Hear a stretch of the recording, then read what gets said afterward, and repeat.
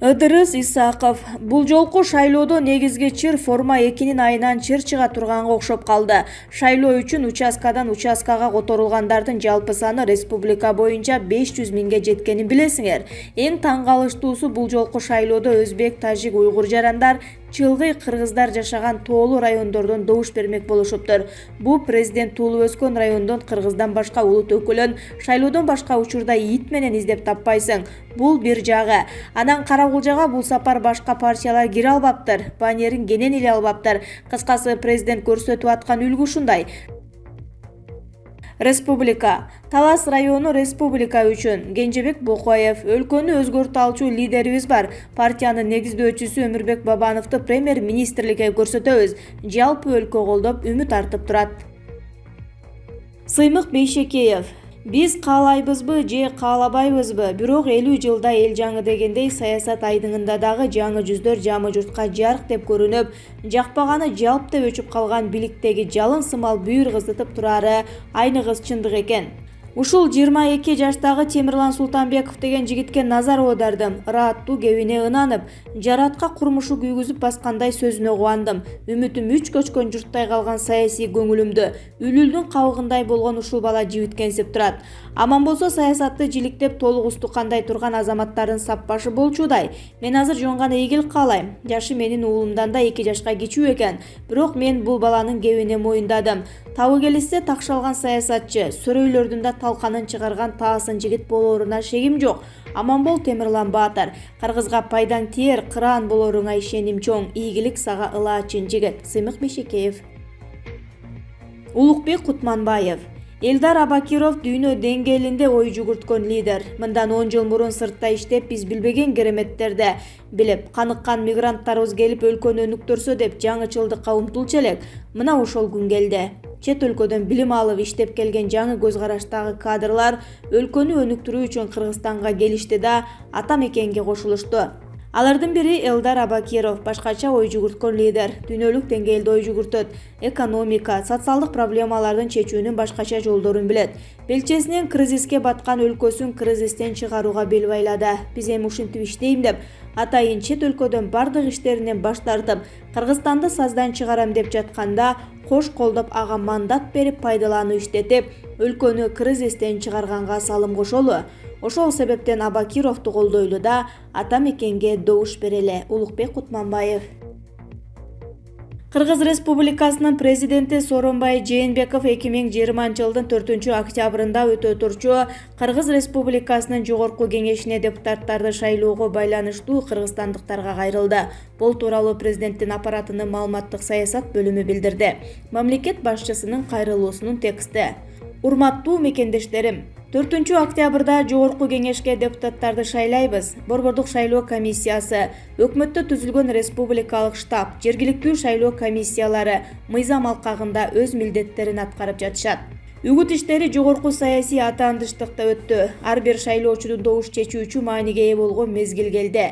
Урматтуу мекендештерим, өлкөбүздүн жакынкы 5 жылдагы өнүгүүсүнө парламенттин сапаттык курамы түздөн-түз таасир этет. Ошондуктан ар бирибиз тандоо укугубузду сөзсүз пайдаланышыбыз керек.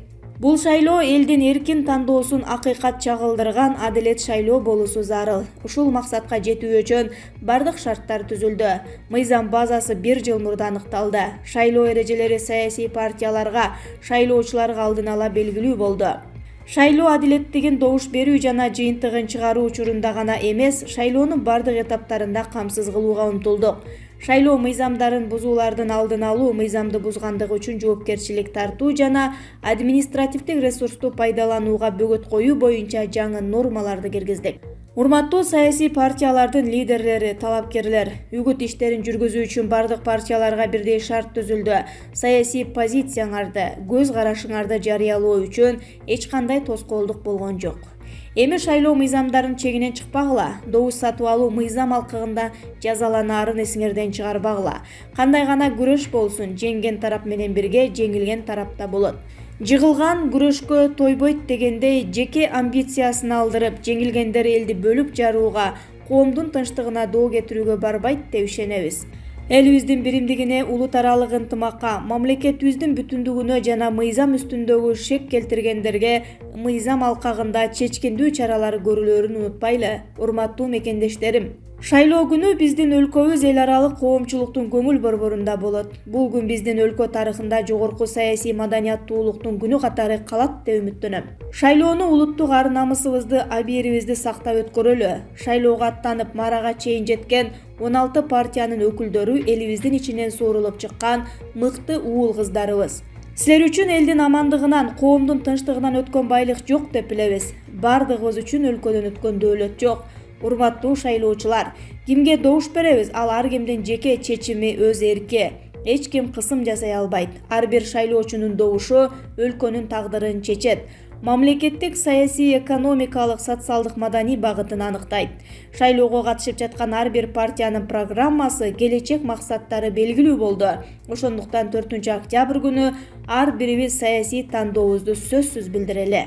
Кадырлуу калайык журтум, элибизде эл эсептен жаңылса да эл эсептен жаңылбайт деген накыл сөз бар. Элибиз саясий зиректик менен өзүм эмес элим үчүн деген максатта чыккан талапкерлерди тандап, эртеңки шайлоодо жаңылбайт деп ишенебиз.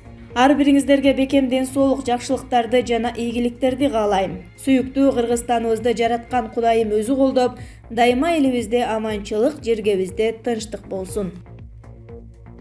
Жеңиш Молдакматов, Замандаш партиясынын лидери, мугалимдер менен дарыгерлер үчүн мыкты мыйзамдар керек. Жеңиш мырза, өкмөттүк структураны өзгөртүү жана кадрларды тандоо боюнча кандай кадамдарга барышыбыз керек? Эгемендүүлүктү алганыбызга 30 жылга жакын мезгил болду. Андан бери 31 премьер-министр иштеп жатат. Демек мамлекетте 31 жолу өкмөттүн структурасы өзгөргөн. Бирок жыйынтыгын көрө алган жокпуз. Мен бул маселени сандар менен айтканга аракет кылайын. Мамлекетибиздеги 2265 мектепте жалпысынан 1 миллион 300 миң окуучу окуйт. Ошол эле учурда 100 миңден ашыгы мектепке барбайт. Окуучуларды 100% толук кандуу окутканга 600 мектеп жетишпейт.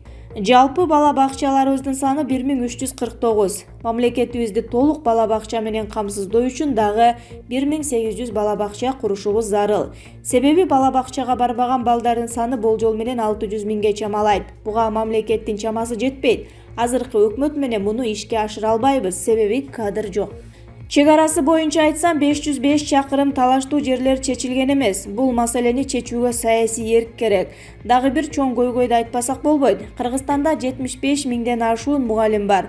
Алардын айлыгын шайлоонун алдында көтөрөбүз. Шайлоодон кийин айлыгын төмөндөтүп, инфляция менен теңеп коебуз. Бир сөз менен айтканда, мугалимдер менен дарыгерлер үчүн мыкты мыйзамдар керек болуп турат. Анткени бул эки чоң тармакта тең чечилбей жаткан көйгөйлөр көп. Жакырчылык маселесин кантип жоебуз?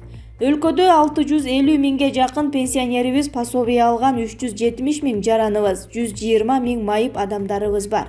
Алардын баары жакыр жашайт. Өлкө боюнча алганда жалпысынан 1 миллион 300 миң адам жакыр жашоодо жашайт. Анын ичинен 83 миң адам өтө жакыр турмушту кечирип келет. Айрыкча пандемия учурунда нанга, сууга жетпеген адамдарды көрбөдүкпү? Ошол учурда нандын, сүттүн баасы канча экендигин билбеген биздин өкмөт мүчөлөрү менен парламенттин өкүлдөрү бийликте отурат. Демек алар ээлеген кызматтарына татыктуу эмес. Азыр иштеп жаткан 25 министрлик бул өтө көп. Өкмөттүн структурасын алып келген адамдарды кандай критерийдин негизинде тандап алышыбыз керек? Мунун эң жөнөкөй мыйзамдуу жолу бар. Бул мамлекеттик кадр кызматы. Ал жерде саясий кызматтарды тандоого укугун алып салышкан. Мына ошол укукту беришибиз керек.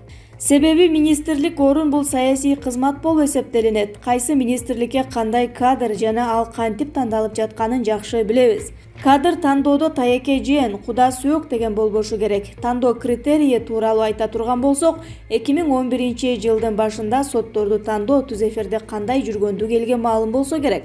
Ошон үчүн министрлерди да тандоону түз эфирден көрсөткөнүбүз оң деп эсептейм. Буга чейин парламенттик комитетте экономика министри, вице-премьер-министр олтуруп депутаттардын суроолоруна жооп бере албай жатканын көрдүк. Ушундай көрүнүшкө жол бербеш үчүн биздин сунушубуз түз эфирде онлайн тандоо жүргүзүлүшү керек. Мындай тандоо тааныш билиштикке бөгөт коет. Кылыч Шанаев. Бишкек бүгүн кызыл. Бүтүн Кыргызстан партиясы бүгүн жыйынтыктоочу жолугушуусун өткөрдү. Үгүт иштерин 11 күн кеч баштасак деле колдон келишинче аймактарды кыдырып келүүгө жетишти. Алыскы райондорго бара албай калгандыгыбыз үчүн кечирим сурайбыз. Колдон келишинче аракет жасалды. 4-октябрь күнү өлкө өзгөрүүгө карай жол алышы керек.